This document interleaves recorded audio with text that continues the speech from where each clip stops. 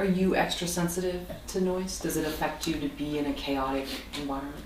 You know, I think it does, yeah, and I have two young children at home too now, and so, you know, when I walk into my house, it's just like this wall of noise, you know, like my kids aren't crazy or anything, they're pretty mellow kids, but there's like this wall of noise that I walk into each and every day when I go home, and, you know, I think it wasn't until I started reading into noise and silence and thinking about this documentary that I realized how it really is affecting me and how annoying it really is and how, you know, stressful it makes me. Some of the studies about noise clearly show that even though that we're able to tune out noise, psychologically speaking, our bodies can't. And so it's still affecting us on like, you know, stress level. All the stress markers are going up. So every time a plane flies over our head, for example, like we just kind of have habituated it, you know, like it's just part of the background. But our bodies are reacting to all these noises that are happening around us in a negative way. And so, yeah, I think I've become more sensitive to noise, for sure. Yeah.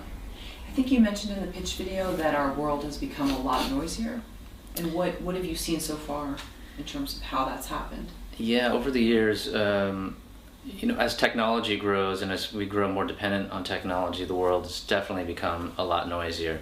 You know, when the Walkman came out, that was like this huge revolution in personal sound devices, right? And everyone was walking around with their headphones in their ears, and there's all kinds of studies done about that.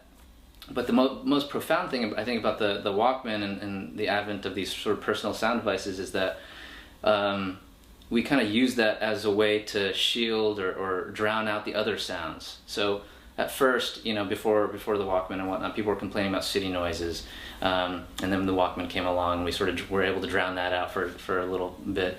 And then came the iPod, of course, not too long ago. And everyone who started using the iPod started saying, you know, we're using the iPod to kind of drown out all the other digital sounds and people's phones and whatnot. And so it was like one layer on top of another that we started adding on to the layers and layers of sound just to kind of distance ourselves more.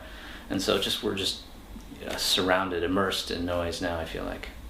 And living in the greater Los Angeles area, what do you do to escape from the noise?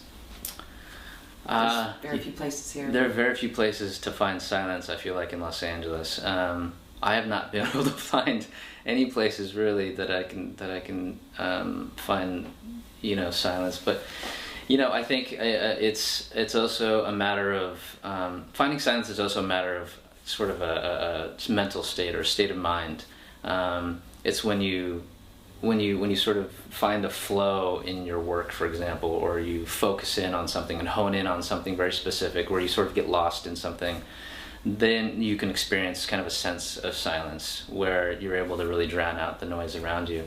But to find true silence, I think, is nearly impossible anywhere. The absence of sound is just about impossible to find, of course. But, you know, there are parks, of course.